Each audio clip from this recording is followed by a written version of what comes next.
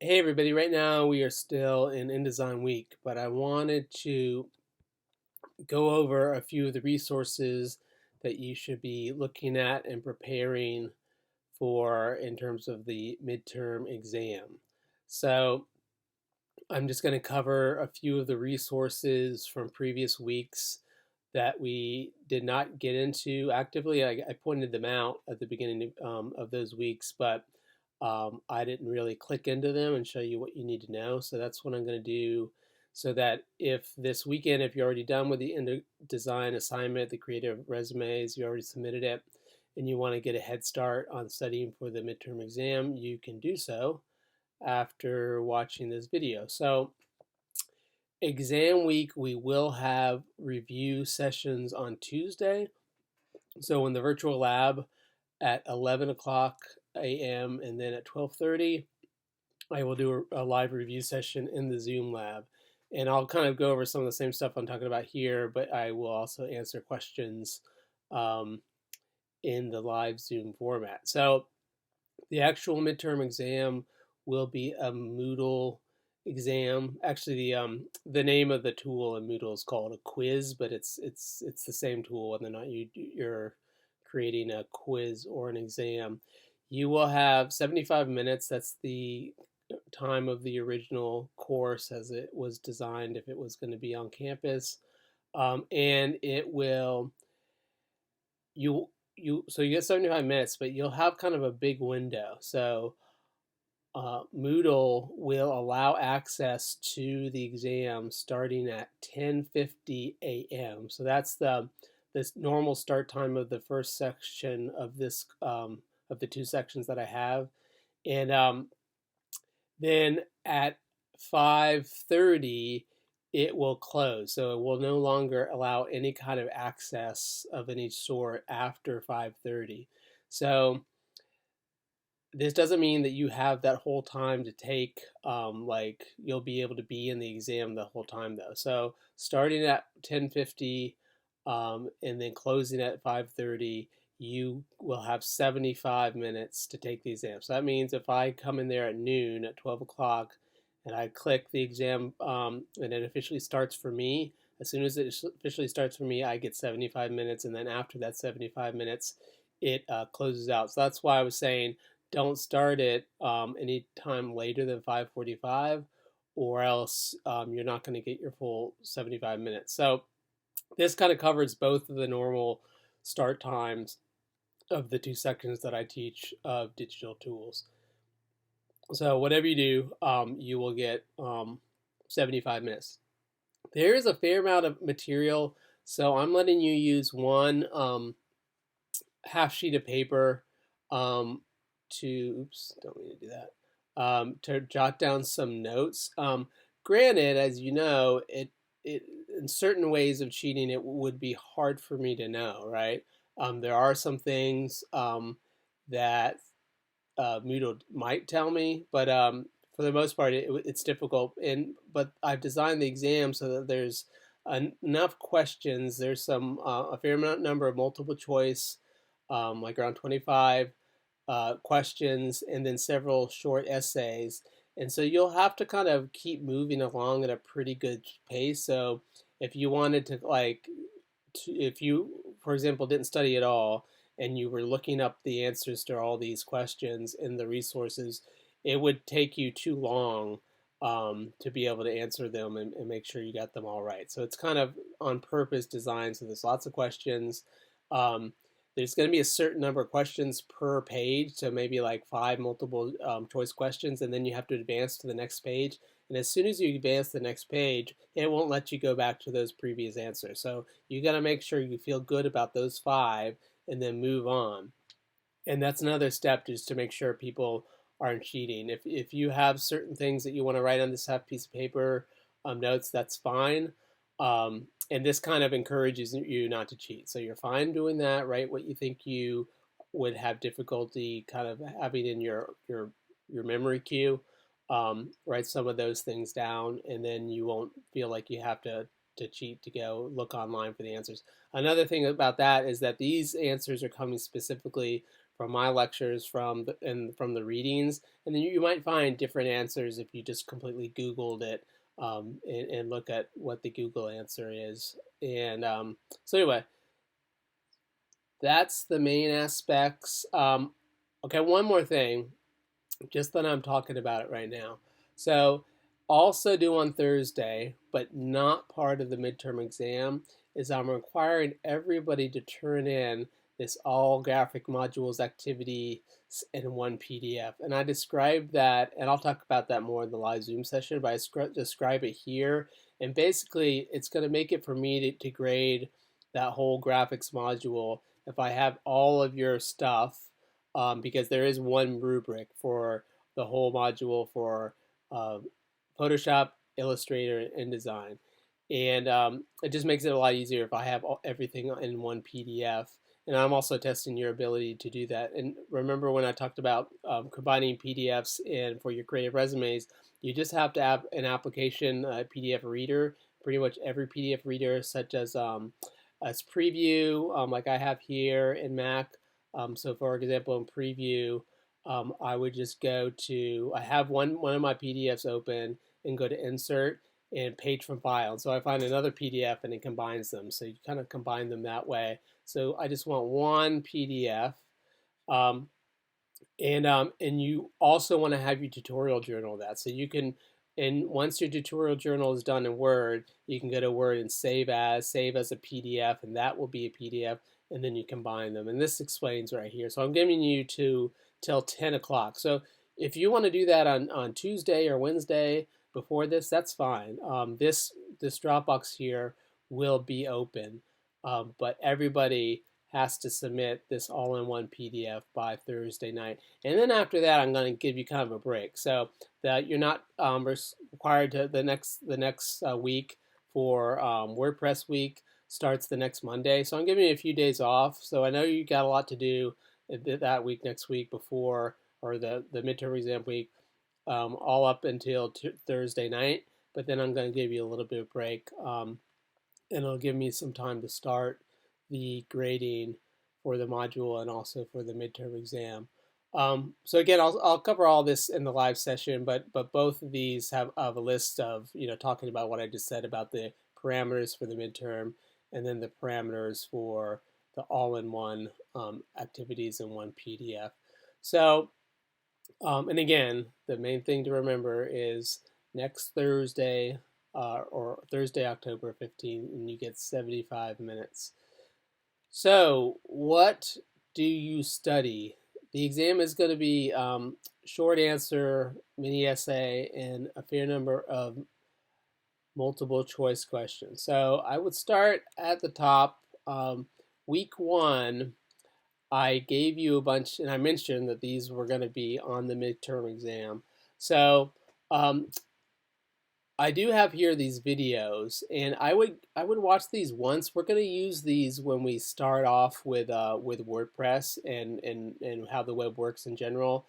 And there's really only a couple questions about basically history of the web, and most of that information you can find here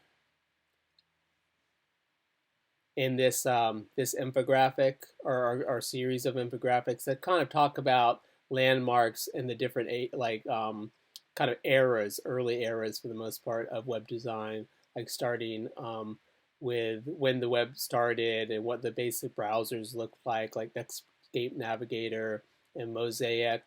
That HTML was born in 1990. That the web really got going in 91 through 94.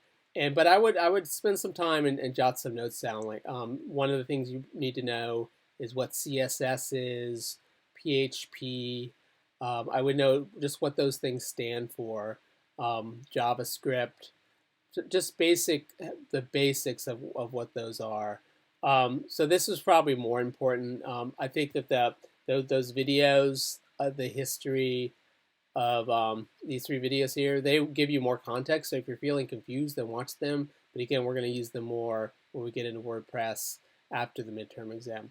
Okay, so Next, for memory and storage timeline, again, this might be some information that you might want to put on your um, one half-page piece of paper that I'm allowing you to have. Basically, I want you to know like when people started working on computers and what some of the main landmarks are. So I'd like you to know the differences between the different types of memory. So magnetic drum memory, magnetic core memory, um, tape, um, and then as we get down to some of the first computers like the Atlas computer, just to be able to, and this I do believe this is going to be a matching question. So being able to match the term with like a half sentence or a phrase of what it's about.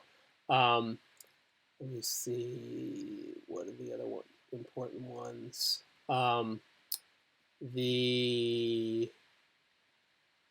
What photo digital storage is, or just who IBM designed it. When floppy disks came into the universe, there's something that was still around when I was a little kid. Um, and if we scroll down here, when random access memory is still important for computers, so be able to match that up. Laser discs, when video games came on board, and then finally at the bottom, just some of the more recent things like the when hard disks started to be used. All of our or most computers now, um, or for a while, have been based on hard disk drives, and as you know, the compact flash is still used in many computers and other digital devices. The DVD came out in mid '90s, and these type of disk storage like zip files and CD-ROMs, and then finally at the very end we get something that we covered: cloud-based services. Okay, start in the mid 2000s. So again, this would be something just to have a couple names down, and this would be a matching question um, for you to know some basics. And then lastly, this was covered, the difference between Dropbox, Google, and OneDrive in the file management week. But you definitely should know a few parameters about that and how you could describe the differences between the three services. So a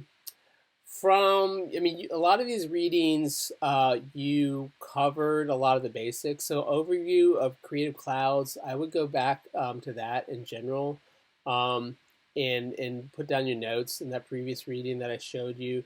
And then the other thing you should really spend time looking at are these general resources for the graphics module. So make sure you watch that video, because the lynda.com graphic design video really goes into a lot of basics, and it does cover a few things that are covered in here too. So just in terms of the memory process, they're going to talk about the design principles and typography and color issues in those videos. And then next I have some reading. So definitely make sure you go in and watch or look at this reading on the 8 basic design principles. And I'm talking about some of these principles in our critiques this week. I'll bring up alignment in hierarchy. Contrast is just how to use fonts or objects to with some other kind of background or something else next to them to provide contrast for something to jump to. I've talked about repetition in the critiques that we have already done. So anyway, just goes through here and you should have a pretty decent understanding of what these 8 design concepts are. And they're not, I think they're relatively easy to understand. So, but you would be missing something for the exam if you skipped this reading.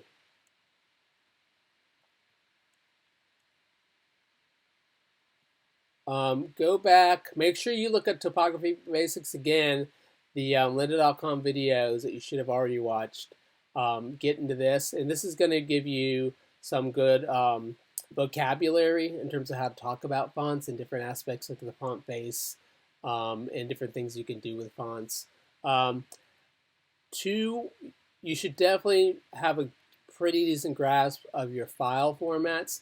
This first one here goes into a lot of depth, so I'm just going to scroll through. Have a sense of what compression is. So the one that you definitely need to know is JPEG, and you should read up on JPEG and know what it's for. I've already talked about it's the preferred web-based format for images in general, and it's gone beyond the web now to the fact where most cell phones, for example, or mobile phones take photos in the JPEG format. We've talked about zip, and we use them to know what that is. PSD is the native format for Photoshop, so read up on that a little bit. Some of these older Photoshop formats you don't really need to know about. You do need to know about, you should know what the bitmap format is, and similar to that is the GIF format, which is more for graphics in general that don't have photographic elements in them. And then PDF, read up on PDF here, and PIC files, which is kind of another bitmap format. And TIFF is as well, okay? And then make sure you come through and watch this video on what web graphic format. So I would do one or the other first, maybe watch the video and then go back and look at a little bit more depth reading on the the file formats. So you should know them fairly well, and then make sure you know what the difference is between a bitmap or pixel-based format, and which of these formats are the pixel-based, and then a vector image. You definitely need to know what the difference is, and that gets into the difference that between what you can do with Photoshop versus Illustrator. So that's another one. You know, a lot of these tutorials have talked about that. That one video that talks about the difference right here. Make sure you look at that. You don't have to know what a favicon is now, and right now we're not going to cover WordPress themes and templates. That's for later on.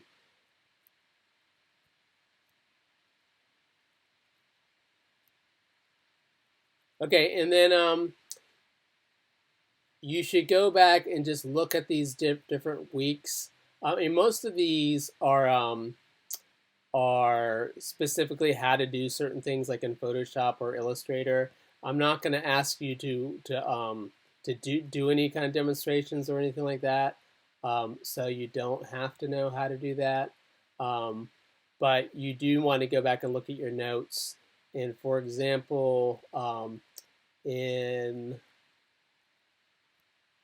let's see, I think it was Illustrator Week. Yeah, in Illustrator Week, I had this video here with the explanation between difference between, no, this one here that says much watch, where the t-shirt designer is talking about them. I would go back and look at that because he's talking about the difference between pixel-based and vector, and he's talking about different file formats and different reasons why you would use Illustrator over Photoshop. So especially if you didn't ever watch that, then you would want to watch that. Okay, so that's all in terms of preparation. Those are the main things that we didn't really cover in depth.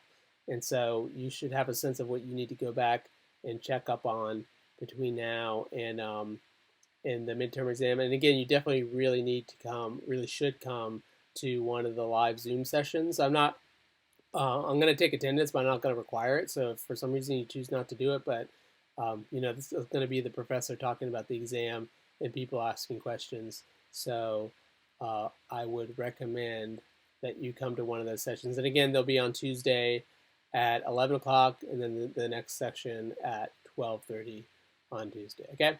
So, and do come by and check out these guidelines for the midterm exam here and for the turning in the all activities in one PDF. Okay, so that's it for now, and I'll see you all. Obviously, by Sunday, turn in your creative resume PDF by Sunday night, and then come to one of the sessions on Tuesday to prepare for the midterm.